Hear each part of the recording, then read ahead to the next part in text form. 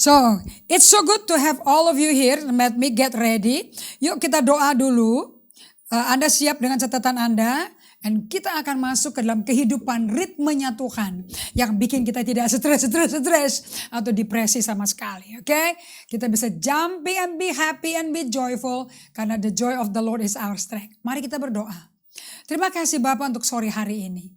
Hari ini harinya Tuhan. Mari kita bersuka cita karena Tuhan hadir. Kami gak bersuka cita karena nasib kami beruntung. Karena kami sehat. Tapi kami bersuka cita karena adanya Tuhan dalam kehidupan kami. Urapi kami semua. Dan supaya kami menjadi pengikut-Mu yang dapat dipercaya Engkau. Untuk perkara-perkara yang lebih besar. Karena Engkau butuh kerajaan-Mu datang di bumi seperti di surga. Even di tengah badai pandemi COVID-19 ini. Terima kasih untuk penyertaan-Mu Roh Kudus, Kau hadir di bumi beserta kami. Kami beri hormat, pujian, kemuliaan hanya bagi Yesus Kristus Tuhan kami. Dalam nama-Mu Yesus kami berdoa mengucap syukur. Amin. Anda siap dengan catatan Anda? Of course, Ibu Ratna dan juga Pak Antos ya. Dan Pak Otniel dari Magetan akan bikin catatan-catatan summary nih ya. Oke. Kita kembali ke dalam judul tema The Unhurried Life, hidup yang tidak terburu-buru. Berapa dari Anda seperti saya dulu, sekarang udah gak kambuh, udah gak sakau. Oke, saya mau kasih ayat nih sebelum kita masuk ke sini ya. Ini renungan saya pagi tadi. Di Alkitab itu cuma ada dua macam orang loh, the foolish and the prudent.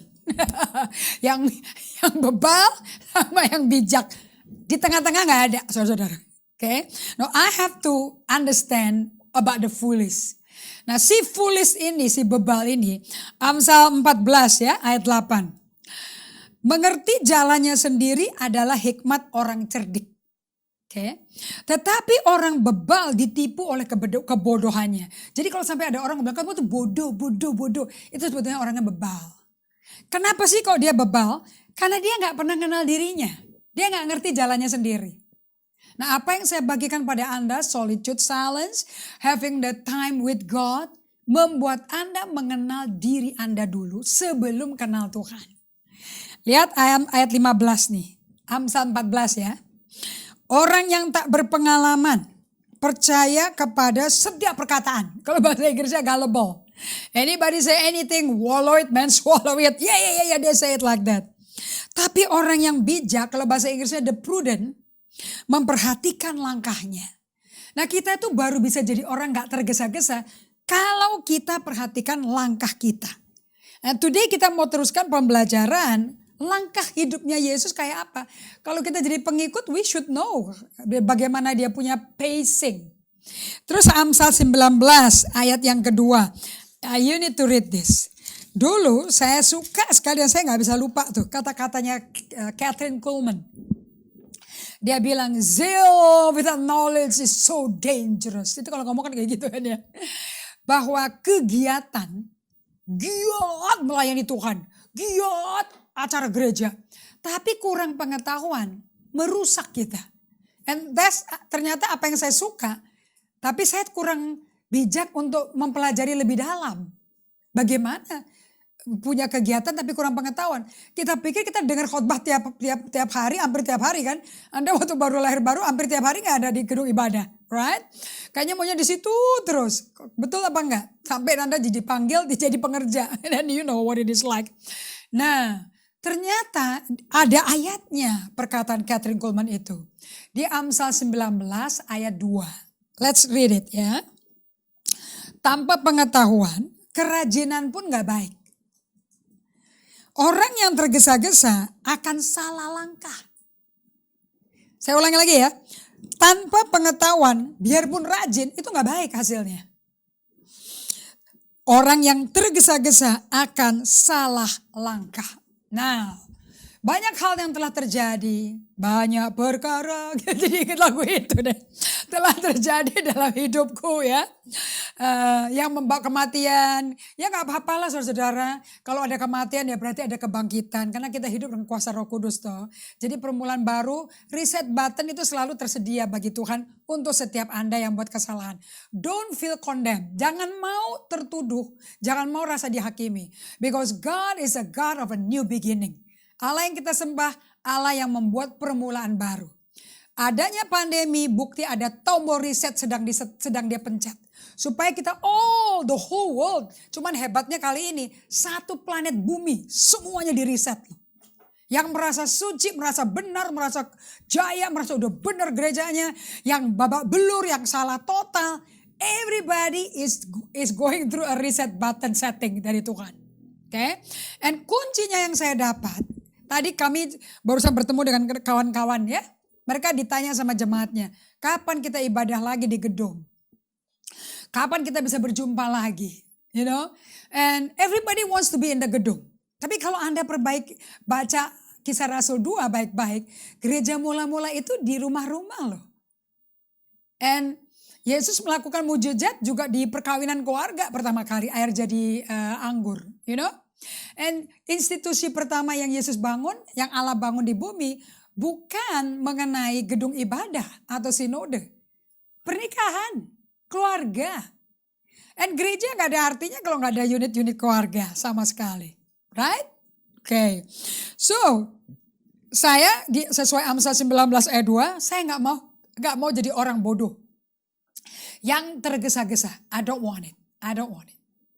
Biarpun saya tutukun rajin, tapi kalau rajin tidak ngerti, tidak memiliki pemahaman, tidak memiliki comprehension, percuma sama sekali. So, kita waktu itu kita tutup waktu itu ya di Matius 11 ayat 28 ayat 30. Anda mesti tahu bahwa gereja itu tujuannya itu dibikin Tuhan Yesus di bumi, cuman ada 2 goalnya. Love God with all your heart. And love people as you love yourself. Nah, Anda tidak bisa menunjukkan bahwa Anda cinta Allah if you don't love your neighbors. Dan neighbors itu kan tidak dikasih tahu bahwa neighbors yang baik, yang pinter, yang cerdas, terus yang culun-culun, yang bebal-bebal. Karena yang bebal ada di Alkitab, berarti termasuk dicintai itu. Okay? Mengasihi orang yang susah dicintai. Nah ini Anda mesti bisa mencintai mereka karena mereka biji mata Tuhan semuanya. Gak peduli IQ-nya atau EQ-nya bagus apa enggak. God doesn't care. Karena semua itu diciptakan serupa gambar rupa Allah. Dan kalau Anda betul-betul mencintai Allah, kelihatannya translation-nya itu di mana? In loving horizontally. So dunia gak akan lihat ada Allah yang kau cintai atau Allah yang cintai engkau sampai mereka mengalami cinta dari Anda. Are we serving from abundance or are we serving from scarcity?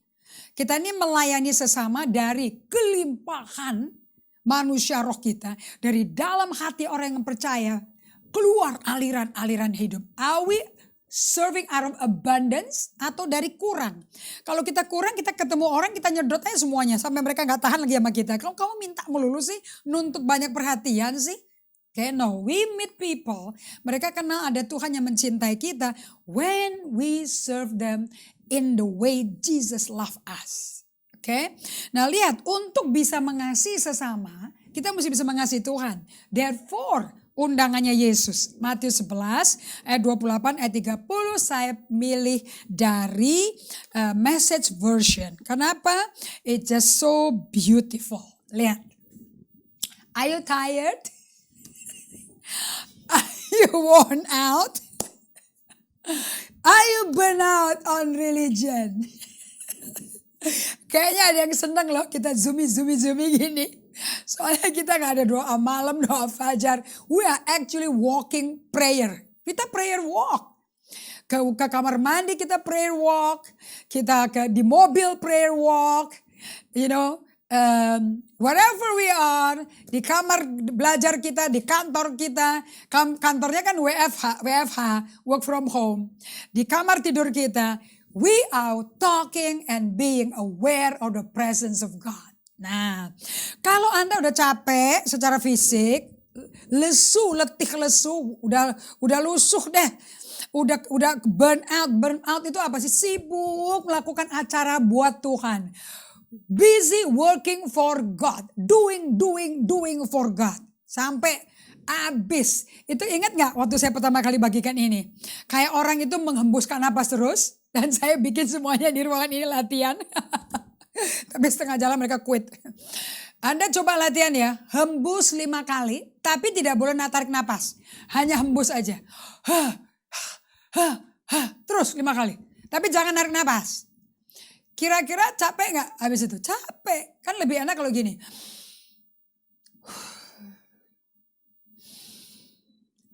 Lebih enak kan? Coba kalau kan susah. Nah kita itu seperti itu. When we are burn out. Doing for God. Kita tiru perbuatan Yesus. Kunjungi orang sakit. Kunjungi mertuanya Petrus lagi sakit demam. Kunjungi orang gila di Gedara yang dipasung. Dikejar sama Bartimeus yang buta. Dikejar oleh Yairus kepala sinagoga. Dikejar wanita pendarahan 12 tahun. Oke, dia doing for God. Kita mau niru itu. Tapi kita lupa langkah hidup Yesus itu ngapain. Apakah dia seperti Amsal 19 ayat 2 tadi? Rajin tapi gak ada pengertian. Celaka. Jangan tergesa-gesa. Anda ngerti dulu baru jalan.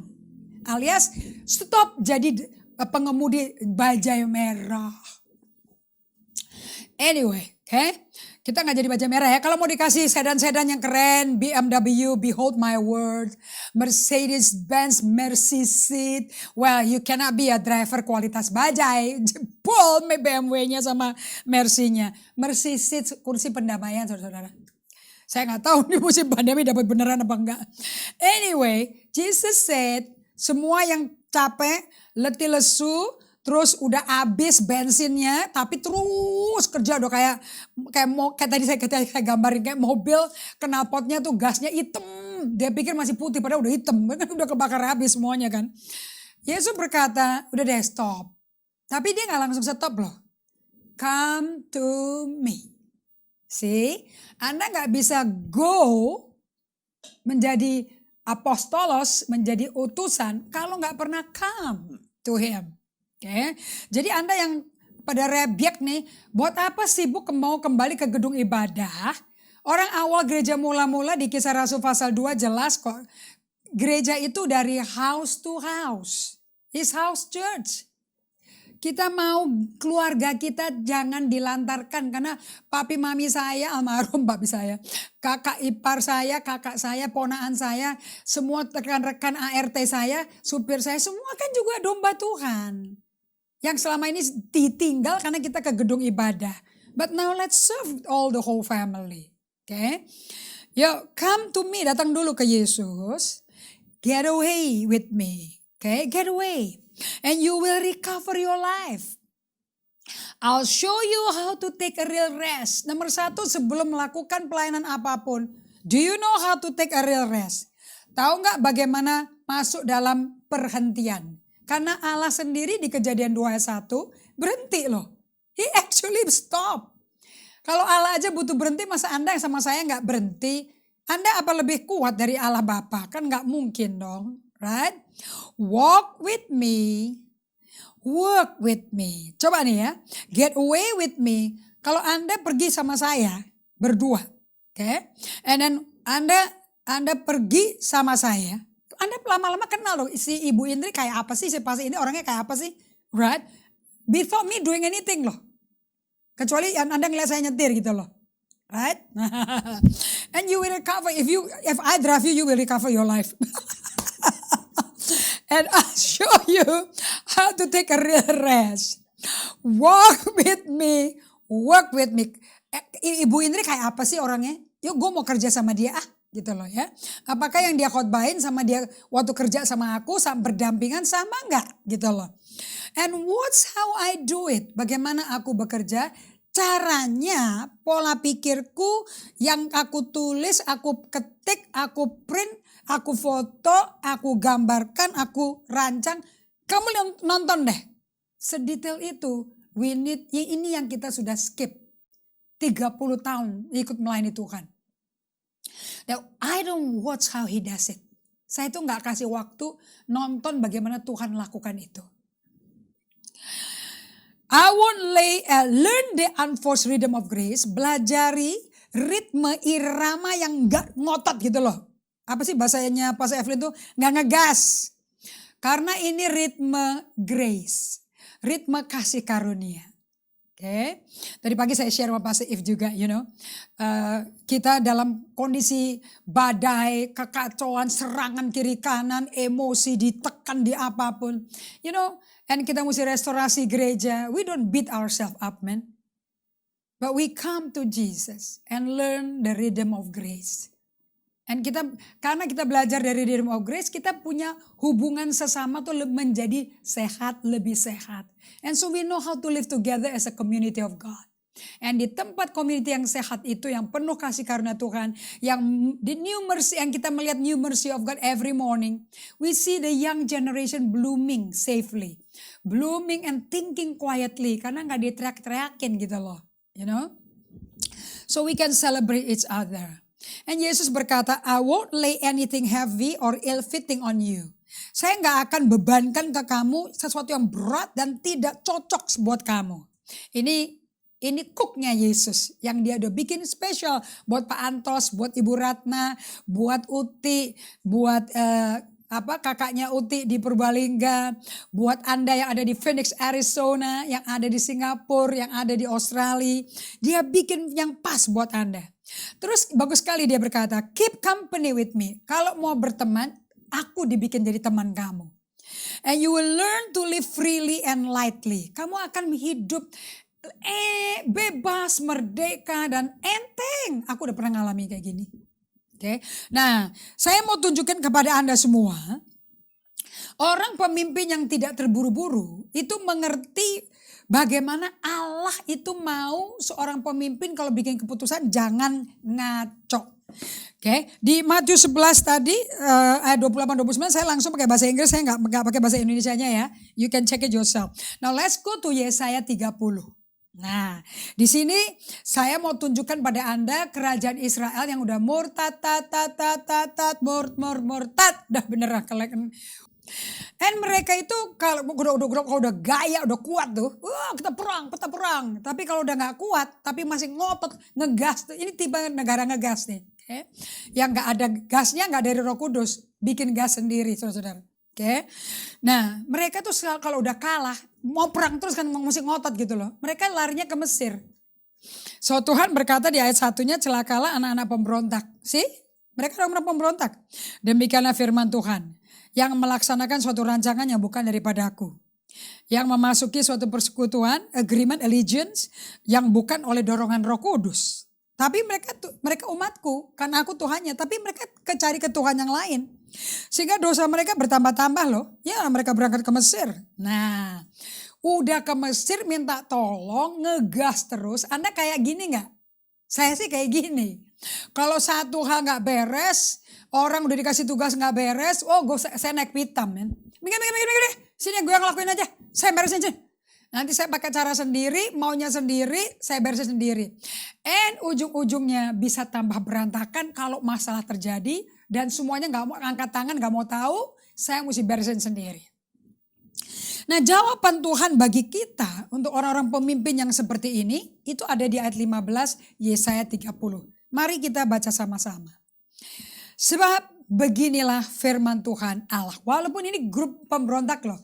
Tetap Allah berkata, Tuhan Allah mereka. Aduh, hati Allah itu penuh kasih sayang ya. Di mata Allah kita tetap umat Israel, tetap umatnya kok. Sebab beginilah firman Tuhan Allah. Yang Maha Kudus, Allah Israel. Dengan bertobat dan tinggal diam, kamu akan diselamatkan. Dalam tinggal tenang dan percaya, di situ terletak kekuatanmu. Tapi kamu enggan. Nah saya ulangi lagi ya. Tuhan ngomong gini sama orang Israel. Udah babak belur, ke Mesir pun kalah dalam segala peperangan. Semua orang-orang yang tidak ada perjanjian dengan Allah Israel. Allah Israelnya kan ditinggal kan. Jadi peperangan kan mereka sendiri tanggung jawab kan. Mereka lebih prefer minta tolong sama orang yang negara yang gak ada hubungan sama mereka, dan menolak Allah yang melahirkan Israel. Terus Allah kasih nasihat gini, udah kalah ya, udah babalur, capek kau. Nah ginilah, dengan bertobat ya, tinggal diam ya, kamu akan diselamatkan kok. Jadi keselamatan itu dimulai dari mana? Bertobat, and then diam, rest. Coba kalau Anda pemimpin perusahaan, pemimpin dari organisasi yang top multinasional. Kalau ada masalah timbul berkali-kali, kira-kira Anda apa? Cari lagi solusinya kan? Cari lagi, nggak bisa tinggal diem dong. Justru malah bangkit. Ini kata-kata bertobat, tinggal diam, kayaknya nggak cocok sama pemimpin-pemimpin kaliber penting. Yang selalu do, betul nggak? Nah, tapi Allah kita beda tuh ritmenya. Dia bilang, dengan bertobat tuh bahasa apa tuh bertobat ya. Ini pemimpin-pemimpin ini bukan saja yang CEO dari big corporation ya. Pejabat-pejabat petinggi, bukan. Termasuk kita yang memimpin hidup kita masing-masing. Kalau sampai kacau beliau, belur ancur-ancuran. Tuhan berkata, datang ke aku, come to me. Terus bertobat. Bertobat artinya apa sih? Metanoia artinya apa? Berubah. Jangan lagi ngegas, cari solusi sendiri. Terus diam, tinggal diam. Tinggal diam artinya apa? Istirahat. Oke, stop mikir, slow down. Oke, dalam tinggal tenang dan percaya terletak kekuatanmu. Justru jalannya Tuhan bagi para pemimpin itu, justru jawabannya itu quietness, stillness, repent, and rest. That is your strength. That is your salvation. Oke, di screen berikutnya Anda melihat, dengan bertobat dan tinggal diam, with repentance and rest, God said we will find strength, power, influence, and energy in quietness and trust. Kalau kata trust itu di tengah badai apapun, Anda nggak lihat dompet, tabungan, nggak lihat koneksi-koneksi top di dunia, tapi Anda pegang karakter Allah. Karena ada tiba seperti saya alami, di mana semua rekan-rekan teman orang yang saya pikir kenal saya, mau kenal saya, udah nggak mau kenal lagi. Pernah gak nomor telepon di blok Anda? Nah udah ngalami kayak begitu semua tuh. Oke? Pernah gak bikin grup terus ada yang left gitu aja tuh. Gak pakai pamitan, gak pakai penjelasan. Left gitu loh. Rasanya kayak tertolak gak Anda? Terus di kontak gak bisa lagi. Udah di blok. Nah kalau sampai Anda ngalami kayak gitu, it's good. It's good news. Kenapa? You can learn to trust the character of God. Sekarang karakter satu-satunya yang dapat diandalkan seorang pribadi namanya Allah Abraham, Ishak dan Yakub. Allah Roh Kudus. He never leave you nor forsake you. Kalau Allah kita tuh gak ada di dalam handphonenya Allah, gak ada kata left. Sebab he will never leave you nor forsake you. Nah, jadi kekuatan seorang pemimpin yang unhurried leaders make time for quietness and trust and silence in which they can listen to God. Anda bisa mendengar suara Tuhan. So lihat ini, perbedaan dalam kehidupan seorang pemimpin yang tak tergesa-gesa. Ini Indri almarhum. Saya gak heran kalau Peter Saskero berkata, istrinya bilang, saya kawin sama orang, 4 macam orang. Tapi dibungkus dalam satu bungkusan yang sama. Karena orang ini mengalami 4 kali conversion. Namanya Peter Saskero. Saya gak tahu si Pastor Evelyn akan manggil saya berapa kali conversion ya. Anyway, so nomor 1. Pemimpin pengikut Kristus akan di tengah-tengah badai, problem yang gak menentu, akan membuat waktu untuk ke tempat sunyi dan berdiam untuk mendengar. Persis kayak Yesus. Yohanes 5:19 berkata, anak dari dirinya sendiri tidak bisa melakukan apa-apa, kecuali anak melihat bapaknya melakukan. untuk melihat sorga ngelakukan, Yesus tentunya harus diem loh. Stop loh. Kalau enggak jalan-jalan mana bisa lihat surga. Oke. Nomor 2. Pemimpin yang tidak tergesa-gesa dalam kehidupannya. Gaya hidupnya nomor 2 ya. Mereka tuh belajar untuk mengandalkan Allah. Yang dapat diandalkan. There's reliable at any season. Dan yang mengundang kita untuk bergabung dalam kerajaannya di bumi. Untuk hidup dengan pace of grace yang sama seperti Yesus. Oke. Nah, saya mau tunjukin ya, krisis yang Yesus alami. Saya lagi mengulangi lagi Injil Yohanes nih. And I was just tearing, Dari begitu banyak orang di Yohanes 5 ya, di kolam Bethesda. Satu orang dia datangi loh. He make time to come for a person. Juga di Yohanes 8 dia disodorin wanita yang lagi kotor. Yang tertangkap basah di tengah-tengah perbuatan jinahnya. Dan semua orang Farisi pakai jubah yang maha megah. Lempar itu perempuan. Kayak kotoran gitu ya. Di depannya Yesus. Yesusnya diem loh. Ingat ya. In quietness. In rest. In silence. Is the place of strength and salvation. And dia tulis-tulis di tanah. Kita kalau khotbah, nanti kalau saya ke surga mau tanya, kamu nulis apa sih? No, actually itu demonstrasi that he is not a hurried leader. Dia bukan raja dan juru selamat yang tergesa-gesa. Dia nggak bisa terpengaruhi, dia nggak bisa ke-trigger emosinya gara-gara dicecer. Karena ayatnya berkata, dan mereka terus menanyai Yesus, terus menanyai. Dan pada waktunya Yesus, dia berdiri. Dan satu pertanyaan dari Yesus, KO semuanya. Dia nanya, jikalau di sini ada orang yang tidak pernah berdosa, tolong rajam batu pertama kepada perempuan ini. Terus dia berlutut lagi, dia tulis-tulis lagi di tanah. Enggak panik. Mukanya tuh enggak cembutut-cembutut, melotot-melotot matanya gitu ya. Enggak buang muka, kayak body language kayak apa. Enggak, tenang aja. Aduh Tuhan, saya mau goal saya sebelum saya diambil napasnya berubah jadi orang kayak begitu, Jadi saya meninggalkan memori yang gak horor kepada jemaat saya, pada dombanya Tuhan, And so, terus satu persatu pergi. And Yesus bertanya, wanita, di mana orang-orang yang menghakim kamu? Gak ada Tuhan, kok dia tahu ini Tuhan? And Yesus berkata, demikian aku tidak menghakimi kamu. Pergi, jangan berdosa lagi. Sampai kita wahyu, perempuan ini gak pernah muncul lagi loh namanya. Berarti dia clean hidupnya. That's the power of grace. Yesus gak tergesa-gesa tuh jawabannya waktu dicecer sama orang Farisi. Gak tertekan, gak tersudut gitu loh. Waduh kalau saya kesudut, mungkin tak lempar sepatu kali. Tak plototin, tangan di pinggang kali sama saya.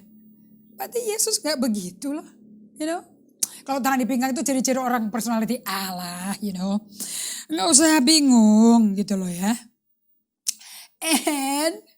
And satu jiwa diselamatkan hari itu. Dia gak sia-siakan kesempatan itu. Jadi Yesus juga gak butuh mimbar untuk khotbah, Not at all. Yang ketiga, pemimpin yang tidak tergesa-gesa hidupnya, mereka rendah hati untuk belajar langsung dari pemimpin atas segalanya. What is repentance? Repentance is returning to God. Kembali ke Tuhan. Ingat anak terhilang, the prodigal son. Karena Lukas 15, dia kan kembali ke bapaknya. That's repentance. Itu bikin malaikat bersuka cita. Allah Bapa aja merayakan kok dengan pesta luar biasa. So kita nggak pergi ke orang-orang cari solusi sendiri. No. We return to the one. Kepada pemimpin daripada kita tackle semua proyek-proyek yang kita inisiatifkan sendiri dan berantakan dan gagal semua di zaman apalagi di zaman pandemi ini. Kita mau jadi pemimpin yang gak tergesa-gesa dulu. Be the unhurried leaders first before you solve the problem. Itu yang Tuhan katakan kepada saya. Kamu duluin jadi pemimpin yang gak panik, parno, tergesa-gesa bikin keputusan nanti salah. Okay? And orang semua lagi panik, jangan dipaksa mikir. All of you be quiet and take silence. Come to me. So kita pergi ke Allah Bapa, yaitu of course dia pemimpin yang gak pernah tergesa-gesa, you know.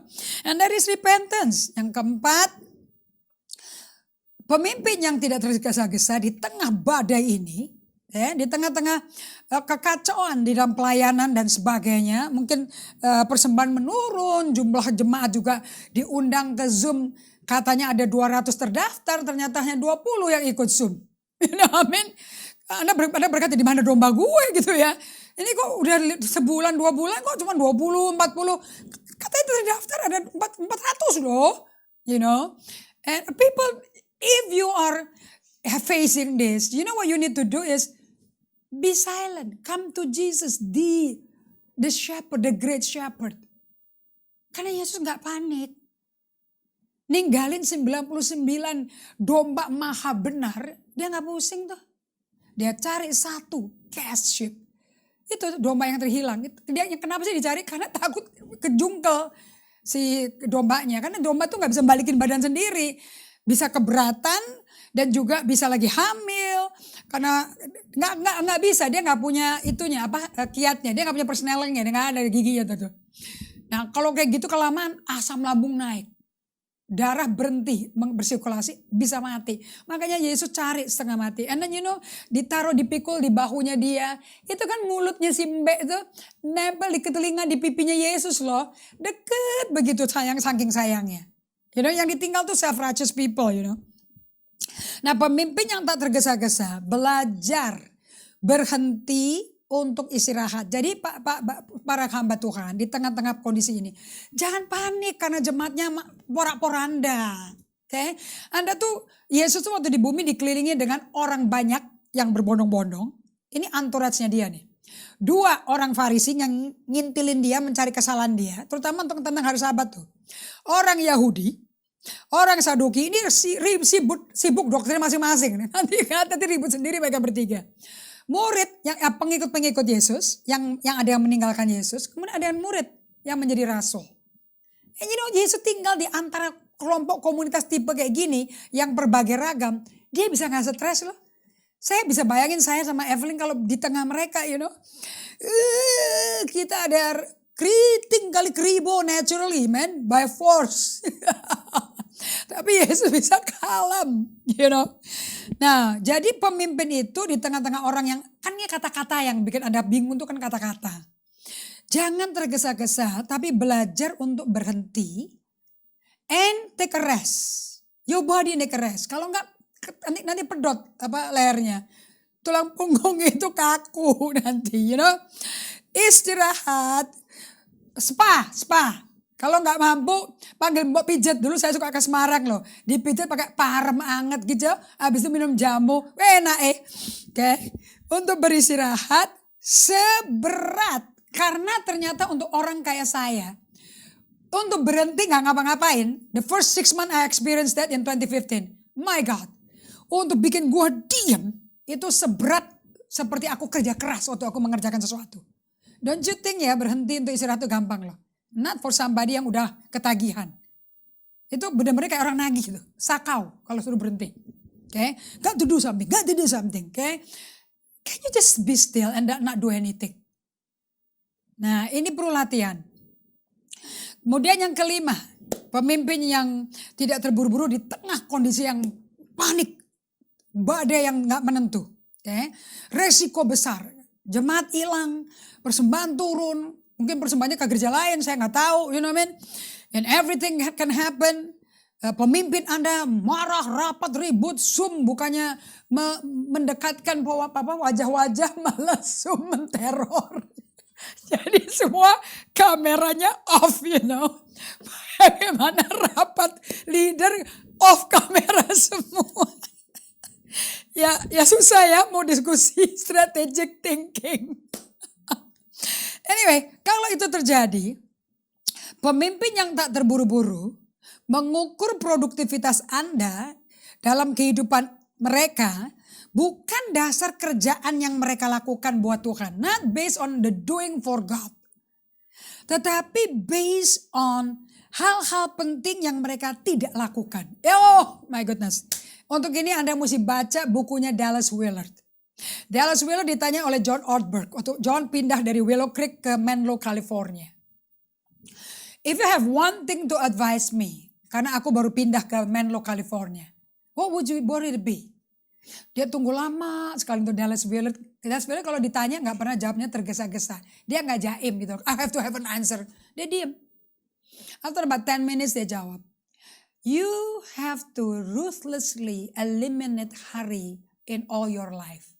Kamu harus secara keji mengeliminasi tergesa-gesa dalam seluruh hidupmu.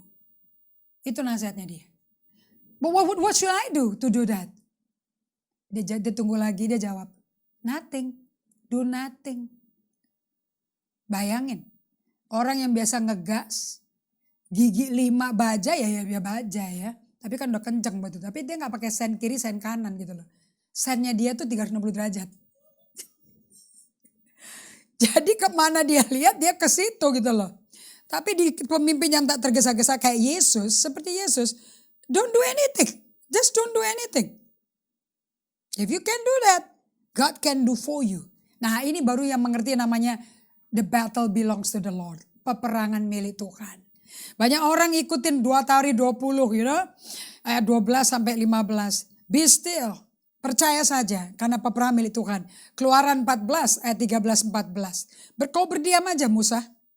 Aku yang berperang. Berdiam itu yang susah. Yang melatih hidup berdiam itu Musa di Gunung Horeb. Yosua belajar meniru gaya hidupnya Musa. Kaleb saya nggak tahu di mana. And the rest Harun, dan Harun. Malah dia bikin lembu tuangan emas kan. Ngomongnya tuh aduh kepingin kremes si Harun loh. Musa turun dari gunung. Terus dia tanya Harun. Ini kenapa kok mereka pada nyembah lembu tuangan emas? Gue gak tahu loh. Gue gak tahu sama sekali loh. Gambarnya terjadinya loh. Aku suruh mereka kumpulin tuh emas. Terus gue lempar ke api. Muncul tuh lembu. Emangnya apa? Emangnya zaman itu udah teknologi udah tinggi. Ya ampun kayu bakarnya setengah mati bikinnya. Waktu saya baca itu di kitab Keluaran saya pikir. Kita mau jadi pemimpin yang bertanggung jawab. Right? So.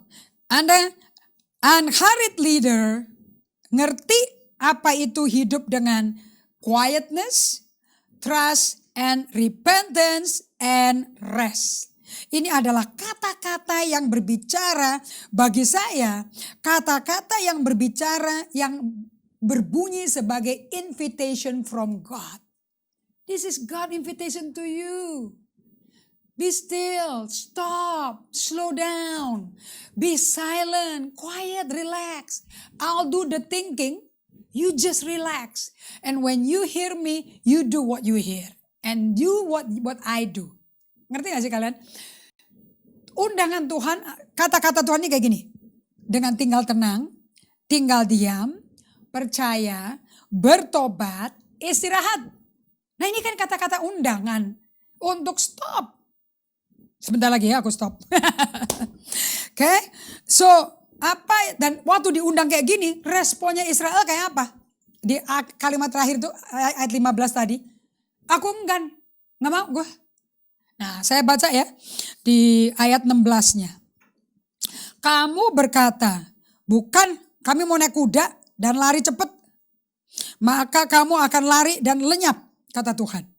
Katamu pula, kami mau mengendarai kuda tangkas, maka para pengejarmu akan lebih tangkas lagi. So Tuhan ngomong kayak gini, si Israel jawabannya disuruh bertobat, tinggal tenang, tinggal diam, di situ terdapat kekuatannya, disitulah keselamatanmu.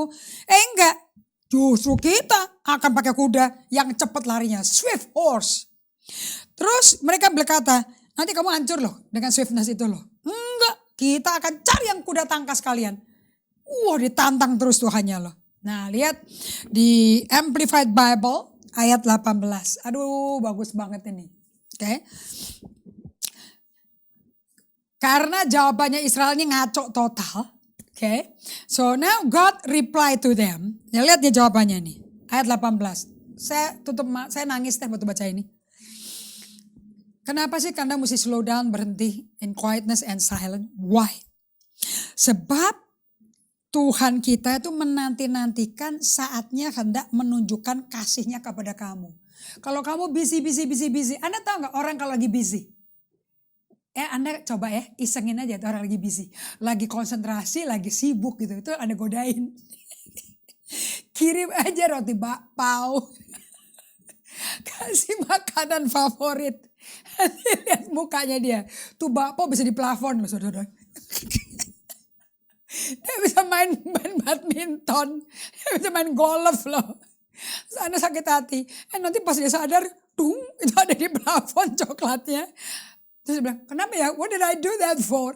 Ternyata dia lagi lampiasin emosinya ke orang yang lagi iseng. Kenapa sih iseng? Mau lihat dia orang yang quiet apa bukan. Testing kan selalu terjadi. Nah, Anda lihat gak kalau Tuhan? Mau pakai kuda cepat silahkan. Mau minta tolong ke Mesir silahkan. Gagal kan semuanya? Udah gitu mau cari kuda tangkas silahkan kata Tuhan. Right? And look at what God said. Udah kapok. Berhenti. Nah, sebetulnya aku tuh menanti-nanti kamu. Aku mau tunjukkan kasihku kepada kamu. Bagaimana aku bisa nunjukkan kasihmu ke kamu kalau kamu sedang lari terus, ngegas terus. Gak ada orang bisa ngomong, gak ada orang bisa sapa, Anda kasar, Anda lari kiri, kebut kiri. Karena bagaimana orang mau dekat sama kamu? Nah, sebab itu Allah yang bangkit. Allah bangkit, terseraklah musuhnya. Hendak menyayangi kamu, bukan nyabetin kamu. Sebab Tuhan adalah Allah yang adil. Dan berbahagialah semua orang yang menanti-nanti dia. Blessed are those who wait upon the Lord. Anda tentu suka kata wait upon the Lord, right? Ciri-ciri Bani Isakar. Nah, lihat nih bahasa amplified-nya. Therefore the Lord waits expectantly. Kayak bapak anak terhilang. Nunggu anaknya balik. Tapi penuh pengharapan. So saya suka Galatia 5 ayat 22 bahasa amplified loh. Love, the fruit of the spirit is love. Patient. Patient itu apa? The attitude how you wait. Oke. Waktu saya sudah di ujung penghujung ini bisa sebentar ya, tunggu ya. And the Lord wait expectantly and long to be gracious to you. And therefore he waits on high to have compassion on you. For the Lord is a God of justice. Blessed, happy, fortunate are all those who long for him, since he will never fail them. Saudara-saudara, kita sudah sampai penghujungnya. Dan saya mau kasih tahu pada Anda semua bahwa di dalam discipleship, to be a leader yang tidak harit. Spiritual leadership is not about position, jadi CEO, direktur atau bukan. It's about what matters the most. Bagi Tuhan yang matter, yang paling penting itu apa sih sebetulnya? Kerjaan Anda, pelayanan Anda, or Peter Scazzero berkata ini, what you do, it does matters, but who you are matters more. Dan siapa Anda, itu yang paling penting. So leaders, saya mau sampaikan pada Anda semua, tujuan daripada the purpose of an unhurried life is a life process of learning to work in harmony with the purpose of God. Yang dimulai di hati Anda sebagai umatnya. Kita sudah selesai dan saya berdoa Anda menangkap semua ini hari ini. Dan saya mau memperkenalkan 3 buku yang Anda baca selang-seling. Bacanya per pasal aja. Oke. Hearing from God dari Dallas Willard, saya belajarnya unhurried leader itu dari dia. Yang kedua, the spirit of the discipline, orang-orang yang disiplin, kayak apa sih rohnya? Okay, unhurried. Yang ketiga dari Ruth Haley Barton, itu kata pengantar dari Leighton Ford, you need to get his book tuh. Kuatkan jiwa Anda sementara Anda memimpin dan berkembang terus sebagai pemimpin. Kalau Anda nggak berkembang, orang di sekitar Anda nggak bisa bertumbuh. Mari kita berdoa. Bapa, kami berterima kasih. Kami belajar langkah jejak Allah Bapa, Yesus Kristus Tuhan kami, Allah Putra. dan Roh Kudus yang ada dalam kami yang banyak diem daripada bicara karena kitanya terlalu tergesa-gesa. Hari ini kami belajar untuk kembali menanti Tuhan, berdiam, supaya bisa ikut bimbingan Roh Kudus memimpin hidup kami, memimpin seperti Yesus. Terima kasih. Kami berikan hormat pujian dalam nama Yesus. Amin.